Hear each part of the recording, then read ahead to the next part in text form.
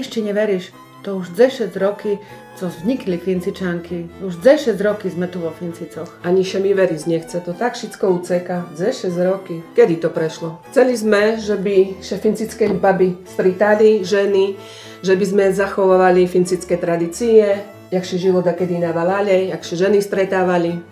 Dobre hovoríš. Združiť ženy, ktoré še chcú stretať a podporiť kultúrny život vo Valale. Bo vo Fincicoch máme bars bohaté tradície a že by še toto tradície zachovali. Kúzne skorší še ku nám pridali i našo chlopy, bo še im bars pačilo, jak my še tu stretávame v tej našej chyške.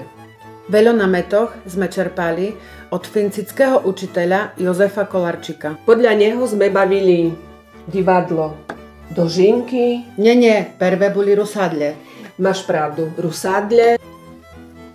Prvú knižku nám venoval náš Rudy. Kedy sa by na neho spomenieme, no? Jak še v lese trapili, kým bresku našli. A jaké to sme boli mladé, Martínko. Asi najkrajšiu scénu sme mali u nás na kaštýlu. Kúkaj na ten svatý obraz, jaký krásny. Aj lipinu sme za neho dali, akže na rozsadle dávalo. Kúkni, keľo to bolo ľudí, však to celý kaštýl bol plný. Celý valon. A tu už sme šické.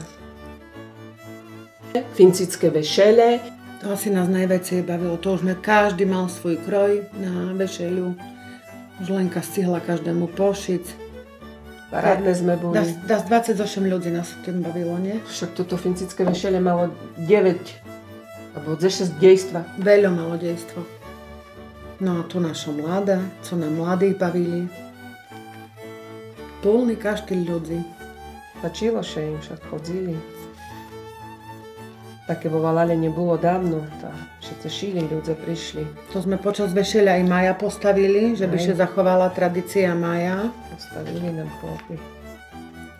Tu špiváčky naše, družky. No aha, keľo nás tu bolo. Keľo chlopoch, keľo báboch špívalo. To naše slavné ukladanie do posteli, čo sme s tým pochodzili. Celý širý svet, ukladanie mladých do posteli. To 9. dejstvo bolo. Palia Galbin zvihnul nohy. No a tu šalená bralta. No, to vo Fincicoch furt šalená bralta bola. To na každým vešelu musela byť šalená bralta. A tak boli dožinky. A ešte medzi tým bola Bilia vo Fincicoch. No a naučili sme še veľo starodávnych špivánkoch i tancovať do šaflíka.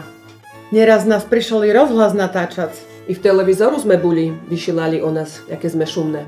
A keľo raz o nás v novinkoch písali.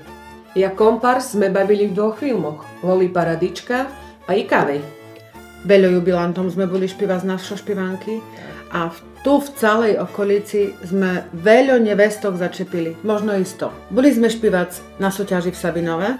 Na festivale sme boli v Srbsku. Aj tu po okolitých dzedzinoch, keď mali nejaké slavnosti. A jak nás šumne zavolali. Začali sme s tradíciou fincického jurmáku. Zúčastňovali sme sa na všetkých akciách vo Valale. A pomáhali sme skrašľovať Valalu. Stretali sme sa v našej chyške. No. Parádnej. Kde sme sa učili jedna od druhej. Váriť. Štrikovať. Hačkovať. Vyšívať. Naša členka Lenka Sedlarová, tu baršikovná žena, nám všetkým pošila kroje. Od čepca, lajblíka, bluzy, sukni, šurca, všetko, co nám trebalo ušiť, to naša Lenka Sedlarová zrobila. Šikovná to členka.